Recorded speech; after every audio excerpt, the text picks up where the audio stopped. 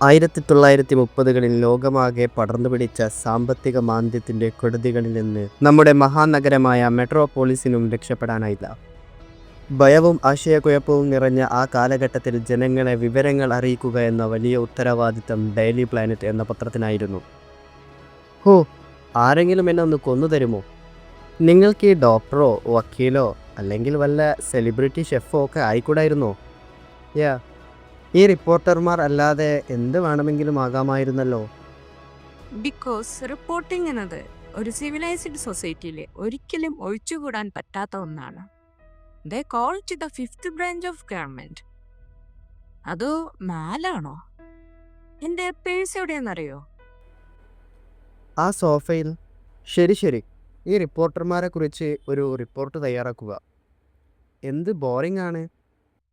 Boring? നല്ല reporters ആണ് നല്ല സ്റ്റോറീസ് ഉണ്ടാക്കുന്നത്. ബോറിംഗ് റിപ്പോർട്ടേഴ്സ് അധികകാലം ഉണ്ടാവില്ല. ഞാനൊരു സ്റ്റോറി ചെയ്യാൻ തുടങ്ങുമ്പോൾ എപ്പോഴും ചില റൂൾസ് ഫോളോ ചെയ്യുന്നുണ്ട്. ഒന്ന്, നിന്റെ ഹുക്ക് കണ്ടെത്തുക, അതായത് നിന്റെ ആംഗിൾ. മറ്റാർക്കും ചിന്തിക്കാൻ കഴിയാത്ത രീതിയിൽ നിനക്കിത് എങ്ങനെ എഴുതാൻ കഴിയും. ഇറ്റ്സ് ലൈക്ക് നീ കളിക്കുന്ന വയലന്റ് വീഡിയോ ഗെയിമുകളൊക്കെ പോലെയാണ്. ഐ മീൻ, വയലൻ്റ് ആണെന്ന് ഞാൻ പറയില്ല.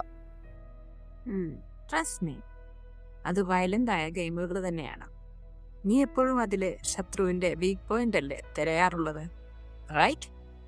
ചിലപ്പോഴൊക്കെ ആ ഗെയിം ജയിക്കാൻ വേണ്ടി നീ പല ഭാഗങ്ങളിലും ഡിഫറെന്റ് മൂവ്സ് പുറത്തെടുക്കാറില്ലേ? റിപ്പോർട്ടിങ്ങും അങ്ങനെയാണ്. Find your angle, you are in.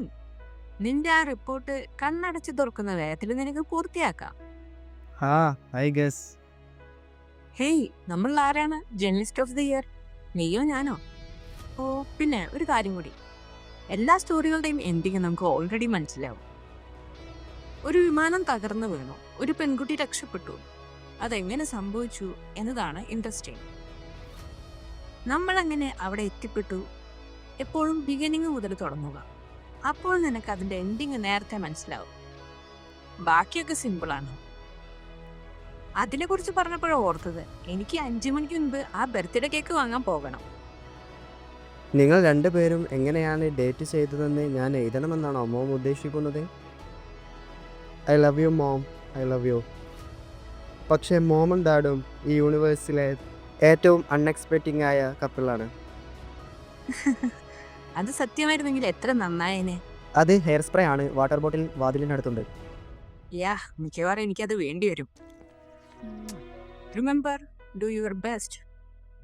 എനിക്ക് സിറ്റിയിലൊന്ന് പോകാനുണ്ട്. ഡിന്നറിന് മുൻപ് ഞാൻ തിരിച്ചെത്തും. എൻ്റെ ഡാഡ് എപ്പോഴെത്തും?